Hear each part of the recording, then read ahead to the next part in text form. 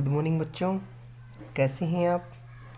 आज हम कक्षा 5 का जो दूसरा लेसन है हमारा खेलों की दुनिया वो करने जा रहे हैं।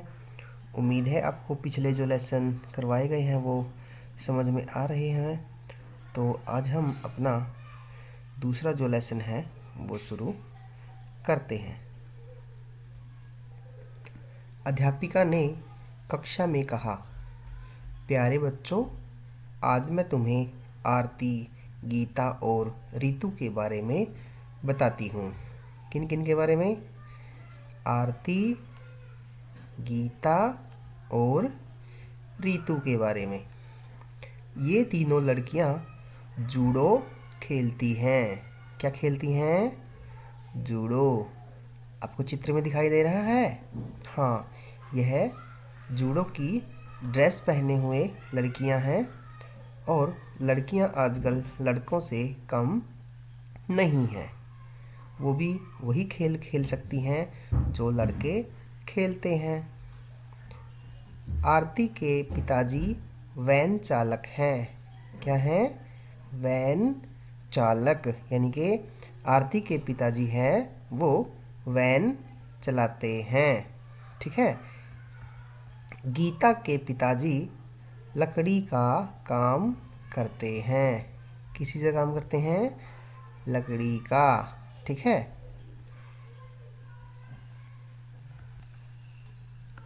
अच्छा बच्चों, क्या आपको पता है जो जूडो नामक खेल है वह कहाँ शुरू हुआ?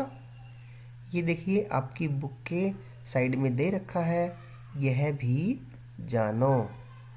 इसमें साफ साफ लिखा हुआ है, जूडो नामक खेल डॉक्टर कोनोजिगारो ने 1882 में जापान में शुरू किया। कहाँ पर शुरू किया? जापान के अंदर। ठीक है, जापान देश है ना एक। तो यह जो जूडो का खेल है सबसे पहले कहाँ पर शुरू हुआ? जापान के अंदर। यह जापान की मार्शल आर्ट की एक विधा है। ठीक है। तो जापान के अंदर जूडो का जो खेल है वह शुरू हुआ। आगे हम लेसन को पढ़ते हैं।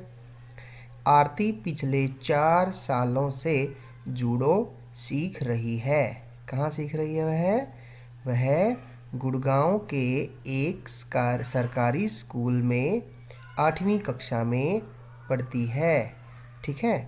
हरियाणा का यह एक ज़िला है गुड़गांव, और वहाँ पर सरकारी स्कूल में 8वीं कक्षा में आरती पढ़ती है। ठीक है। तो आगे शुरू करते हैं।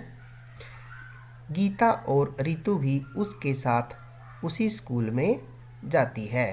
तो तीनों सहेलियाँ यानी कि आरती, गीता और रीतु तीनों सहेलियां हैं और तीनों एक ही स्कूल में जाती है गुड़गांव शहर के एक सरकारी स्कूल के अंदर।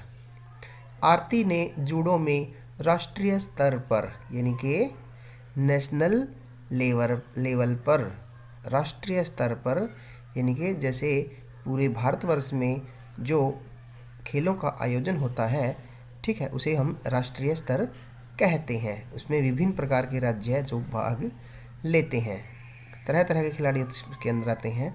गीता और रीतु ने राज्य स्तर पर कई पदक जीते हैं। क्या जीते हैं? कई पदक। ठीक है, मेडल बोलते हैं इनको। हम लेके आते हैं ना, जीतते हैं। आपने भी जीता होगा कभी न कभी। तो आओ उनसे तथा उनके कोच से हुई मेरी बातचीत के कुछ अंश पढ़ते हैं। ठीक है, जो राइटर जो है इसका वो कहता है कि मैंने उनसे, जो उनका कोच है जो उन्हें मार्शल आर्ट सिखाता है, तो वह उनसे बात करता है। अध्यापिका, उनकी जो टीचर है मैम है, वह पूछती है, मार्शल आर्ट में तुमने जूडो ही क्यों चुना?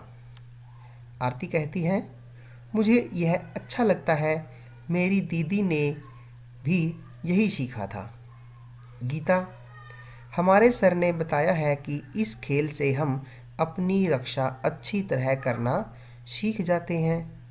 रितु कहती है, इससे हमारा शरीर चुस्त दुरुस्त और मजबूत बनता है। तो बच्चों, देखा आपने, जो आरती, गीता और रितु ने उनकी मैडम को बताया, क्या बताया? आरती ने कहा कि मुझे यह अच्छा लगता है, उसकी दीदी ने इसको सीखा था तो वह भी सीख रही है। गीता कहती हैं कि इस खेल से हम अपनी रक्षा करना सीख जाते हैं, सेल्फ डिफेंस जिसको बोलते हैं, ठीक है। और रितु उसके बारे में क्या कहती है कि इससे जो हमारा शरीर जो है वह चुस्त दुरुस्त और ताकतवर यानी कि मजबूत बनता है, ठीक है। तो आप भी कोई ऐसा गेम चुने जिससे हमारा शरीर स्वस्थ रहता है, जिससे हम मजबूती मिलती है और अपने आप भी जैसे रक्षा करना हम सीख जाते हैं। तो जूडो से बढ़कर मेरे ख्याल से तो कोई ऐसा गेम नहीं है। आप भी कोशिश करें इसको सीखने की।